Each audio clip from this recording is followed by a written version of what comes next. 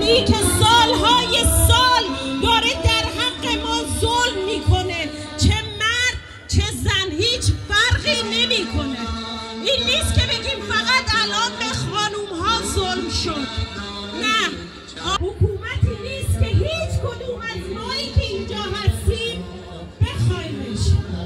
مرگ بر جمهوری اسلامی و ننگ بر حکومت اسلامی.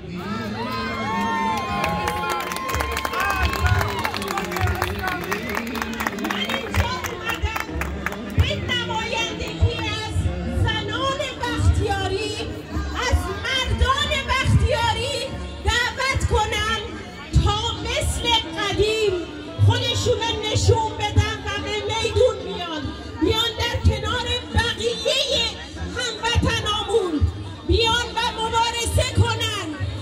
میخوام از گویل و ددویل عزیزان بخوام بیاین وسط، همینجور که اسطورمون مسعود بختیاری میگه در کنار هم دشمن رو بیرون کنیم. ما هممون از یه خونیم، ما هممون از یه خاکیم. بلند شید بیاید و برای حقتون بجنگید، نه فقط برای حجاب، برای تمام حقی که تو این چند سال ازتون گرفته شده. من سری قبل ترمه‌هامو، یعنی موهای جلوی لچکمو که رسم بختیاری هست بریدم به نشانه اعتراض برای اینکه خیلی از عزیزان با ما همراه نبودن. الان میخوام بقیه موهامو به نشان اعتراض برای نمادی که هست، اینها موهای پشت من هست که آوردم جلو، به نماد اعتراض میبرم و دعوت میکنم از عزیزانی که دوست سال 88 من با اون آقا که پدر دخترم هست توی انقلاب، توی خیابون انقلاب، اون موقع نت نبود و ما خیلی تصادفاً وارد اون خیابون شدیم و گرفتار شدیم. وقتی یه بچه رو که از من دفاع کنن، کسایی باشن که صدای من باشن. الان از شما میخوام که صدای مردم ایران باشید.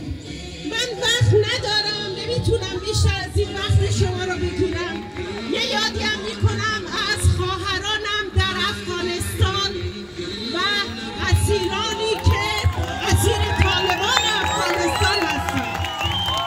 مرگ بر جمهوری اسلامی، مرگ بر جمهوری اسلامی، مرگ بر جمهوری اسلامی، مرگ بر جمهوری اسلامی، مرگ بر خامنه‌ای، مرگ بر خامنه‌ای، زن زندگی آزادی، زن زندگی آزادی، همه یک صدا، زن زندگی آزادی، زن زندگی آزادی، زن زندگی آزادی، زن زندگی آزادی، زن زندگی آزادی، زن زندگی آزادی، زن زندگی آزادی، زن زندگی آزادی، زن زندگی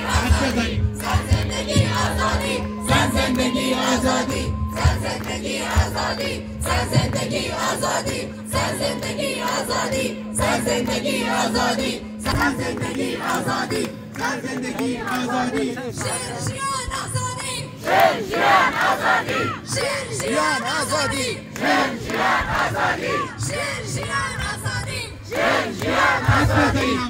شیران آزادی، شیران آزادی، شیران آزادی، شینا جان نامد رمز آزادی، رمز آزادی، شینا جان نامد رمز آزادی، شینا جان نامد رمز آزادی، از کردستان تا سیستان خونین سرای ایران، از کردستان تا سیستان خونین سرای ایران، با اینکه دوریم از وطن پشت شماییم هموطن، با اینکه دوریم از وطن پشت شماییم هموطن. مرگ بر جمهوری